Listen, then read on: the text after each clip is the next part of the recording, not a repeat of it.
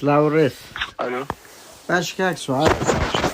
صحتك كوا تساو كمي عزيزم كاك باشي ريستي تساو كمي كاك سعاد والله عمل فيديوكم دي تعمنا وقادر نادر كاك سعاد بهيوا من دبس سپاس دکم من بسیارم هیا تاو بو ویدیوی کاک هنرمندی کوس کردو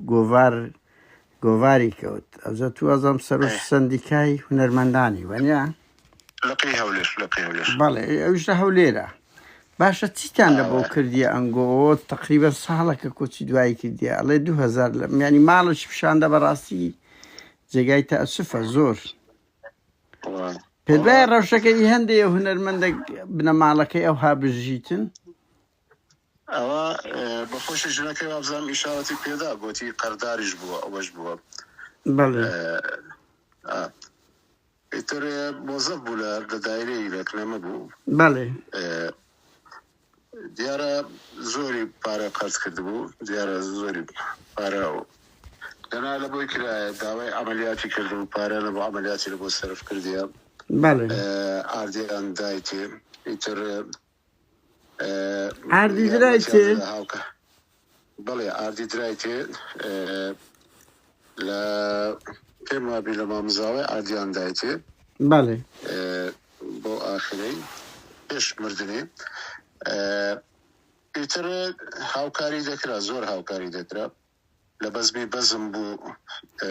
راتبکی باش بو اي دواي مردني استاو موظف و موتكي استا موسكي نان توي تقاعدي بكن كقادر نان ويبكن بله معاملات تقاعدية كيف كان صدر من تبليغ كلنا كان هاتنا كلامن بله نايل نظر ملونين وخوان نظر إيش معاملات تقاعدية لكنا بس هو مكتبه كان له برز كينو Jag har ingen åsikt om den saken. بله بجورة بجيب كون يعني بدواء خطا لبنا معلكي نان لبو بدواتسون أولنا هاتينا لا تقصيرك لوانا هاتينا يتلتنا راتبي تقاعدي خويتي وش عالمي ورد اليو أجا بس قبل لو خوش عم ببرسي بزاني أمان سبب كيسيا نايل بيش لا تيجي تأسف أبوي إنسان يعني تايب أو كذا كويتن بس بوي أمش تلفون ده كم جينا راستي كاكوا يعني أوش يعني أو بنا ماليا يعني مدزام خلش كش صور وايا آخر کا قادر یک شتیش لفکت نسی ها زور بشیم ابنا لهم گوار يعني كشك بس زور بشیم دروي دکن راست نکن يعني معقول نیه هر شيء هذا سيدنا 20,000 لجير فارمات 5,000 لجير فارمات 4,000 لجير فارمات دعايات جنابة لسويد دجيب بله خلق باشترين موسيقية دانشتي لسد زادي موسيقى اللي ذوقش اللي بده بينتي ذوقش ذا تخاشي بله شي دانا خلق هاوكاري دكاتن بله نملتي لسا حكومتي السويدي دكاتن بلي غيزلنا نملنا كيشتملنا كي بس ليرا كابراك حيران شي دريتن دبي حكومة ريزلنا يلوكا نشتي دري من بس زين كاك سعاد او خطا لا كاديركاني خوشتان يعني دبيندري يعني ما تسندين هنرمند ما دات تلفزيون دري كاك مسعود سياري دامي كاك مسعود دايمي وانا بالضبط من اول اقسم لك مرادرات كنت باور شركه قاده بالضبط اقسم لك مرادرات كنت وتو خطاي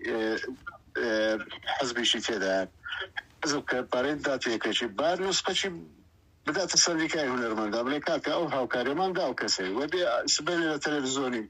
يعني زي شيء كقصة كلام بزانين فهاوكاري كرايا نكرايا بزان لو شيء يجدك هنا لا ده بيرين فرق جوازي شي جوره هي أنا عمل قال الدعم يعني هنرمند دبي بخوي يجبك نابي معاشي يعني أو بيتنهد بس بفاد هل يقدر بيني ده هيت سمعنا كره بلام كده بيني لو بارتي كان ذكره لولا لو يشتي كان ذكره إبى جمان خلقك يعني هسبي ذكاتن جوازيك هي ويعني لنا دزايكوا خلق بارتي جزورته خشات هيك والونا كده دزايكوا ما كردين كردي هيك ديتن مثلا من دم هانا لو زناب الدين كقادر أمن بيس مباريوا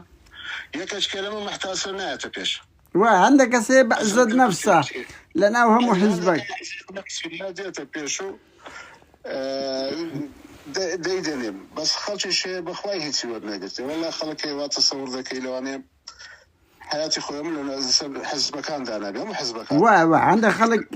عزت نفس لنا وهم حزب كان متين كاك عزت نفس له دركي لبو دركي بس اما قزمان اوي معامله حزبي يعني اما ديتيت ما تسندين هنرمند هات تلفزيوني على اون سعران دائمي يعني اما دزاني كاك سؤال سيارش كار كدمان برز چند ساله تو سروشي لقي سنديكا و باشي شانوي أنا لا 2008 بريبري شانو لا 2007 شانو بريبراتي شانو بو باش يعني استامدني ما بربسي باشم اي والله دنبا من قلت لها كان زيك بشبين صالات مديري لا والله اي بس خو 2008 17 سال دكا يعني 15 سال دكا كاك والله لو لا منادن دازانم كسروك كان امريكا وانا مقزمان اراتونيا يعني هاد بري وبرك هذا جيري كش قادر باشا يكسر بابيلم اتلو بالعكس برساره كيناكي بالعكس ناكي مدينه يعني لحمد نظام مؤسساتي للسوق يصير نظام مؤسساتي يا ايه يعني مدينة 10 صال اقل زي خويبي يعني 6 صال زي خويبي يعني 12 صال زي اقل نزاحت هنا كلاي نادي اذا بيك قولة تريكا بيك مدير عام بيك وشيل وزير يعني نقايل شيء كلاجوني خد وسطاي ادواني ساتوش بيواني كاك نانا من كاك سعد اشترك قسمي عراق بيبلم لا قسمي عراقي وزارة درو السويد أما الرنج زيادة لقيت سلبنزا كسي دارم كرديا زارك دقيقة شيء مقولوا تملون دا زودا غوردرين وتي يكلبا قنداليا اترى من نازم قندالي مسألة بارنيا دو قوتي كزبرقاي باش عراق ناقري تهم دقيقة بتيون دا بمشكلة وش عنده أولادنيا بس زور بيان يعني بالرابكة من وزارة درو ديتيا يعني زور هيت يعني 2 سالي زياترنين دا غوردرين عجبا لكردستان سبعتو تهمو خلشيتر تندين سالا يعني 15 سال 20 سال كرة فراشك لشوينك دبتا أوا يتروتي دقا أوا يخويتي كلاي ددن بغدر داد دقا بخوش الزوق دناميني أريب دا بشر قابلتي 4 سال حتى 8 سال زي شي بدا بكادو هاي هم يدبتو دوباره وايا يعني أتو سنة قايل بيزاري شي لو يكبز لو شويني أري والله كاك هيوا وتيان أتو بريز صد فرمان برتي بس ده فرمان بردوام دكا تا چند راستا لا والله صدمني سلوبيز فرمان برميا همشان دوام دكان دزايكوا أما إما دايرة من هنرية يعني هنرمند دي لسبيني حتى سعاديات أتسبيني بالي إيش نبي تسيل ذكي دانش له غرفة جوري من الرمندار مانه لسبيني حتى إيواري يعني حتى ساعات دوبلين ساعات يكوني هذا بيساي بخوا دانش قصيبك بشريش سيسل كزدانش نهار قصيبك باشا كاك هيوا يعني إذا من خلشي هوليرم أتوش لا هولير درجي وازم هوليري يعني كون لسفتري برلنوتيك هنري كردي لهولير كومالك هنر يعني تمثيلي جوان فيلمي جوان فيلم نادا يعني تمثيلي أو شانو قري يعني زور أكتيفون تشيجيان داخل شي هوليري سالنوتيك هو كاكا بزدي أمن شتاكم ندي ياندا يشتي قالتا وقاب دبينم يعني دبينم مثلا حمكوية لبو من مثلا زور إبرازي دا كان باشا يعني بزدي أو شارع قوتي هنري تانية يعني دعمنا كرين همو هولكان تانتيكو فيك دا يعني أو هولكا باشك بولا ميجوي هوليري وعيانا نظام ايوه تستعنكد لسر يعني غدر شي زور لهنري كورد من اي هولير دالي نقرام دلنيام لسليمانيش بهمان شوية تحدك يعني تمثيلي كردي نما هندا حتى قردلو لك دبيتن مثلا قردلو اشتشي ناياب بو هم اجتماعي بو هم او بو نابين دري يعني سبب انقونا يعني سبب حكومته بقرآن حكومات حتى 2013 يعني دعمت زوري هنرمنداني اما همش زارج درم دلم اما او روشي تيكتيني اساس حتى حتى بينز خطاي هنرمندانا بالي اما خطابك نازاي كا قادر كاتي خوي مثلا تو مسرحيه كدك باسي كودك باسي سياد دك عالم هو ديزاني كو رمزي كرداتي سيا رمزي كرداتي دبو سبلدانو يعني تفاعلي ذاك اللي قصدي كي خلق تاع زري دراما كردي بو حزك بيني استا انا خطابه كمان نازل يكون مخاطب خلقي في ظروفك ورايا فاشلا بريم لما انتاني والحاصل امانه ما انتاني انا هر كل شيء بعد ما انتاني مثلا او تواصل يمكن يا اشتشوا بس كاكي وبيدوا هنر بخود زاني تمثيل او شعر وهمشتك تبي دربري ازاري خلشش بي وانا يعني هنرمندك بهنركي خوي يعني قابلة يعني خلق نتواني نسبي آوي بموتي كرة أو استمنا عدادية جاشا كان كان لهوليري تسان تمثيلي كردي كرا كتعبير لآزاري خلشي هولير بكا مثلا استاكا بنمونا ببلم كاكي واتخويا قوس خلشي هوليري معاناة ديان بوني لشفروش شي زورة لقندي لبناني بونيان تقريبا شي زورة ويانا تقريبا شي زور هي مثلا بموتسيه مثلا وانا وكهم شارقان كلا هم دنيا لهم كردستان ظاهريه لو دفر النبي بنمونا مثلا ازادينيا باشا بو من نابين هنرمند شي كرد بتواني تعبيري هنرمند شي كرد اديبه شي كرد لو هوليري او معاناه خلشي هوليري تعبير كلا لا هنرك اخويا تو يعني بيدواني خلق هي بس جرأتنا كاتن يعني او تكو مغناكر يعني بيكا تشري بيتسيني ودبي والله اوتا مثلا زنابت باسي حمكوت كرو حمكوت ديكا زول بجرأتيش يعني او ديكا راستا كاكت صدقا بقربة باسي تقريبي كرديا باسي جرأتت كرت عملنا له موقفا دلم خلقي يعني جرأتي هي اشتكي بكاتل بلام اتو مشكلة ما تخوا بابا غلط نسي كاكيوا حمكو اقدر شي بلنا عدالتي الصد او ما استاودك لو برسكان يعني او نابتا او كابرا كتب ممدي ناس تسعست شي يعني بيزناك او هنا او انا هنرمندي او انا روجن يعني هنرش رسنيه ودوش اگر تعبیر جنا عدالتی بگلو اوانینا عدالتی خلق دکن صد اونده ماستاوی دکن تو نتوانی هنرمند اوه وکو یلماز گونای بی وایا نه وکو دیان هنرمندی کی کرد بی که قربانی دا ابنیتن وای هنرمند قربانی ندا نابته هنرمند وایا بخود استا بخود که ودلی سروش سندیک ایت قربانی اگلبو خلچی اولیر دانا زانا کا قادر لو آخری أول 2 صالة من إشي بس حسابي قوم ذاك بدون مسرح بس حسابي قوم كرديا. لو نبون. Det här är vad jag hittade. ببولا. ببولا التزيد كدنك. اشتريش لقى برادران كوبينو شانو كاراني هوليري. حلقة دراسي ما كر دوما هريكا لس حسابي خويدات كوري دجرا أو هر وكو أول شيء لو تلفيف زوجي كبخوش دعوة زماتي دعوة ذاك باش بيراني لبو دانيش نوزع كافتريا بيلزي شيء بيد مواصلة بعد ده بس لساينس نما أو طاقة نما أتورى السيما غراتي بيورنجري أتوش بكي أم استابلم هوا صعد مسرحي كيدا كم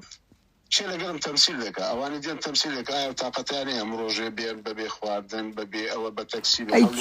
شون بولا فترة بعث كاكي وابس يعرف كم باشا بولا فترة بعث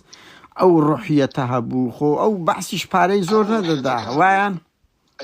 روحيتك هبو هولير قسكبو مثلا قسكو قورو بكاكي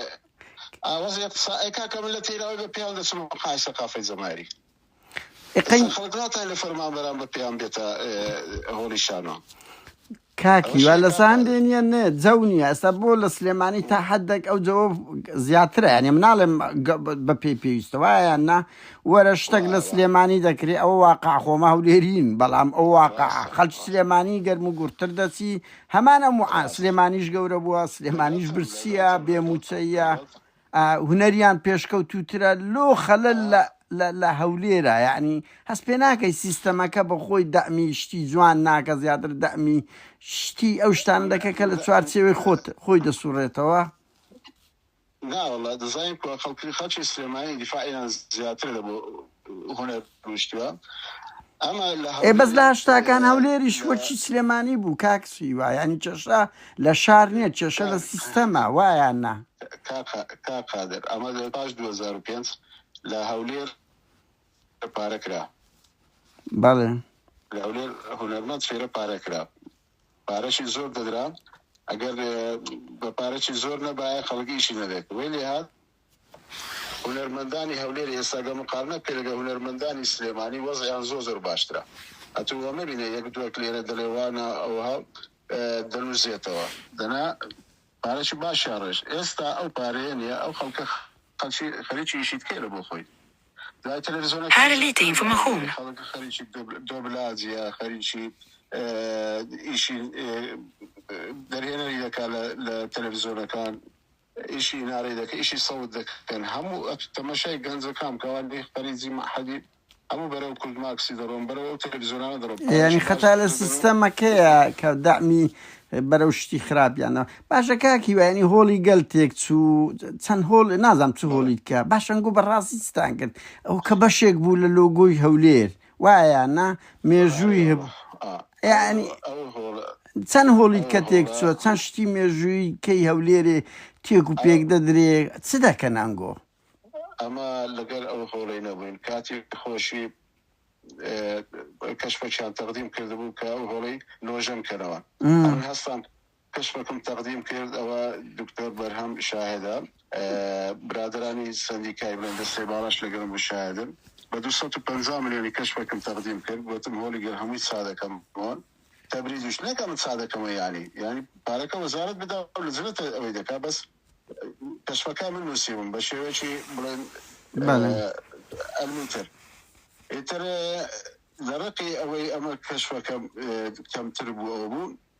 نیان کرد حاصل نیان کرد دوایی بەتیانوەڵای قاعەکە دەڕوخێ بردیتمان لە مختبەری ئینشائی و نازانم چ دەڕوخێ و ئیتر ڕووخاندیان بەس ئەنگۆ دەبی ئیدانە بکەن بە قوربان ئەنگۆ دەبی ئیدانە بکەن گرتبووینەوە هونەرمەندان گرتبووینەوە بۆتیان هۆڵێکی جوانتر دروست دەکەن خەریتە چیانینا خەریتە لە جریاندانە خەریتەکی جوان هەڵبژاردرا پارەشی لۆ تەخسیس کرا 8 ملیار دیناری لۆ تەخسیس کرا بناغەی دانرا و تابقە شیان کردی ئێستا لەبێ پارەی لەو شەڕی داعشەوەنە ڕاژیرایە ئێستاوە دەڵێن دەست پێ دەکەنەوە ئەو ڕژنی سەرمان لێدا ئەمەلە ئیشیان دەکرد کاکی وایەک نمونەت پێ بڵێم لەسە هەندێ ئەمە وەخت خۆی لەسا ئەو گەڕەکانە زۆر شەڕمان لەگە نەوزات هادی و پارتیەکان کرد بەڕاستی کۆنگۆ لە ئەو شارەنا باڵا دەستن کاچ خۆم ئەوە لە هیچ شوێنەک نییە شوێنی مێژوویەکانیان کەلتوریەکان تێک بدرێ هیچ بەهانەیەک نییە نۆژەن دەکرێتەوە یعنی ئێستا لەو ستۆکۆڵمەیمە 20 ساڵە لەو ستۆکۆڵمە ساڵ لە دوای ساڵ گەورە دەکرێت بەس هەموو ئەو شتانە بە دیزاینی کۆن مایە لە چاردەوروبەری ئەو دەکە ئەوەی لە کوردستان دەکرێت ئەنفالە بەڕاستی ئەنفالی ینی ئەو کەلتورەی هەولێریەکانە کوردستانە گەڕک بەتەمابوون کاکە چار گەڕک ئەوە بە خۆ نەوزات هادی لێ دوانی داگوتی ئەو گەڕەکانە تەخت دەکەینە ئیمارە لە کاتێکدا و ئێستاش وێرانیان کرد تەعزیر و خانەقاو ئەوانە ئێستادانێ چاپکەن لای گەڕەکی عەرەبان ئەوە 15 ساڵە کاکەوە ئەمە زەختمان کرد یونسکۆ هاتە پێش یونسکۆ فشاری کرد گوتی نابی تێک بدرێ یعنی قەزم هەتا هۆڵی گەلیش کاکە ئەوە نییە برێ ئەوەی تێکە دەچم ئەوەی کەم هەموو هەولێر سیمایکی مێژووی خۆی هەیە نابی تێک بدرێتن ئەوە خیانەتە بەڵێ یانەکە دەزانیت چ بوو ئەساس تەحمل ناکات دەڕوخێتن یعنی ئیشەکە حکومەت لە بۆی نەچوو بڵێ حکومەت بڵێ بیرۆخێنی بەرنامەی هەیە ئەوانە لە وەزارەتی ڕۆشنبیری لەتەنێک تەشکیل کرابوو ئەوان ئەو بڕیارەیاندا و هەر هەوڵی ڕۆشنبیری سەر بە وەزارەتی ڕۆشنبیریە کاکیوە من نامەوێت ناوی دوو کەس ئافرەتیان پێداوام کە گوایە مەسوولک بەتوی گوتێت نابی دەوام بکەن و دەوامیش ناکەن و بندیوارن یعنی شتی وا هەیە بەرپرسەکی باڵای پارتیە فشاری لە تو کردیەوەتی ئەو دووە نابی دەوام بکەن نا والله يعني مناوە كانم لا بس خۆش نییە بەعس کەم بخۆ زانی هەندە شت پرەسی والله ئەمێن بە هەمووی ئافرەت شش ئافرەتم لێکرا هەمووی دەوام دەکەن و هەمووشی بەڕێکشی ئەوە هەیە مەسەن ئافرەتە نەخۆشی هێشتی هەیە ئەوە تەزمیری کردی فترێک نایەوە نازان چی کردی ئەوانە هەیە بەس بڵێ خەڵکێک تەداخل بکە کاکی وای چۆن بوو لە ماستەر وەرنەگیرای ئەمە بەخۆم تەقدیرم نەکردی حەزم لە ماستەر نەبوو قەت ئەزام وتیان تەقدیمت کردی بەس قبول نەکرای لۆ چ ئەوە بوو کاکی وە نا بەخوای ڕاست ناکەن با دلیلی بینن با چ دەکەن ئەلام کەن وتیان بڕوانامەکانت تەواو نەبووە کاکی وە من وەکو ڕۆژنامە نووسەک دەبی بڵێم باکست پێ بڵێم بڕوانامەکانی هەر هەمومان وەزارەتی ڕۆشنبیری هەمووی کتابی لەسەر کرا ئەوەی لە بەغدای هینایەتی ئەوەی لە مووسڵی هینایەتی ئەوەی لە سلێمانی هینایەتی هەمووی کتاب کرا تەوزیع کرا هەمووشی ئەوجە نازانم چیە تەزدیق نەکرا بەس ئێمە هەمووی تەزدیق کرا لۆ بڕوانامەکە ئەوە نیە بڕوانامەم لە مووسڵی وەرگرتیە خەریجی ماحەدم لە سلێمانی خەریجی کولیەمە لە ساڵی چەند کاکی وە ساڵی چەند لە مووسڵ بووی ئەمن 2003 لە مووسڵێ بووم حتا 2006 نیاتی 2006 قرزم کرد ئەها ئەی لە سەردەمی بەعس چ بووی کاکی وە هیچ لە سەردەمی تەڵەبە بووم لە ماحەدی فەلم زەویری لەی چێن دەر هەولێرێ مالی 68 لە سلێمانی ئەها ئێغە من 68 حەفدە ساڵ و 16 ساڵ وانە بین لە سەردەمی بەعس کە چوونە ماحەدی 4 ساڵ بوو ناخر نانا لەو سەردەمی ئەمەش خۆش 68 کاکی ئەم تەخەڕجم کرد لە نۆتیەک 20 ساڵ دەکاتن ئەمن هەشتانەوە تەخەڕجم کرد وایە ئێدەکە لە منش ئەو ساڵێک تەقەمامەوە بە هەر حاڵ ساڵێک ئەوم کرد پاوسمە گرت لە جامیعەی کاکی وە یەک پرسیاری ئەخیری و ئەو شتی پریڤات نییە خەڵکانە کە پێگەیان دیاربی وەرپرس بن ئەڵێ نەنگۆ هەموو شەوان بەس گەعدە دەکەن دەنیشن و لەو ئەو لە حسابی فری و یعنی لەو نادیانە یعنی قەزم لەوێ دەبێن گەعدەتان فریە ئەگەنا هەموو کەسێک ئازادە بەس ئایا پارە نادرێ ئەو پارەیە لە چێ دێ یعنی بڕوا بکەم چاردەوروبەری خۆت پێی گوتیمە کاکەیوا من نادناسم کاکە من چاردەوروبەری خۆم قسەی گەورەتریشان کرد لەوانەیە نەگەیشتی بتەتوو ئەوە ئەمە شێ لە نادی بەتەنێ دادەنیشم لە سندیکای بچکەم بەس مەسئولی سندیکام لە سندیکای لە ژوورە چیما بەتەنێ دادەنیشم ئەمن بەس نەرگیلەش دەچێشم ئەمن مەشروبیش ناخۆم حەزەکەم بزانی بەڕاستە ئەوانەی دەوروبەر بەس نەرگیلەش دەچێشم لە بۆ ئەلمەت ئینشاڵڵا گە هاتی ئەو لێرەش دێی دەبینی بەتەنێ دادەنیشم شەوان یان دەنووسمەوە لە خۆم یان شانۆبەرشی دەخینمەوە یانیش قەت تێکەڵی خەڵکیش ناسمە ئەو ژورەی تەنیشتیشم ئەوە ژیانی تایبەتی خۆتە کاکیوە ینی ئەوە مافە ئینسان دەخواتن بەس نابی دەخواتەوە ینی ئەوە ژیانی تایبەتی خۆی تەتە لە ئیسلامی شەر کەس دەستە قەبری خۆی بەڵام قەزیمە لێرە فریە بەسەراحەت ئەم قسەشی دەکەم من قەزم لێرە ئەوەیە کە بە فری ینی ئەتوو دەڵێن ینی لەگە نادیەکان مێزی تایبەتتان هەیە قەز لەوێ ئەو پارەیە لە چێ دێ نقطەکە ئەلێرەدایە ناوەڵڵا ئەمن هەموو شەی ئەگەر مەسرەفم زۆربی 10,000 میارە ئەگەر مەسرەفم زۆربی دەشتانی تاکید کەی و برادریشت هەیە ئەوە هەیە شێ بەتەن دانەنیشتیمە لە ژووری دۆستت زۆرە معلومات بگەێنی کاکیوە دەزانم کورە ئەگەر دەزان سێ کاک قادر ئەگەر ئەمەن شتەی شارەوەم هەبی داوای لێبردن دەکەم کاک قادر ئەوەشتی شخصی ئەو شتانە هەمووی بەوازەحی هەموو شێ بەتەنێ دادەنیشم چۆن لەگە برادەرشتت نییە لەو شوێنانە کاکیوە چۆن دەگرێ هەموو شەوێ دابنیشی بە تاقیتەنێ ینی ئینسانە خۆ بەس ئاژەڵ دەتوانی بە تاقیتەنێ بژیتن وایە نا ینی فەرقی ئینسان ببوورە بە غەڵەت تێم مەگە ینی ئاژەڵ بنیادی وایە بە تەنیا دەتوانی ژیان بەڕێ بکە تا حدك بس إنسان ناتواني استعمل مثلا لو أوروبيين جورتني شمان لوازي سوسيالي خلق لقيك زوج دبيني دوري بلد إذا عازل ذاك الحزر اللي بتني له خد وع أنا أوهية کاکی بەڵێ ساش ئەگەر ببینی ئەمە شتم لە فەیسبووکی دەنووسم بڵاو دەکەمەوە یعنی لە ئی هونەری لەسەر شانۆ دەنووسم خەریکی ئەو شتانم شەوان لە خۆم بۆ شتانە خەریک کرد لە قسە و قسەڵۆکی باشترە وایە کاکی ئەم سپاس دەکەم بۆ دڵە گەورەوە جوابی پرسیارەکانم داوە نمونە زۆر بیت سپاس دەکەم زۆر سپاس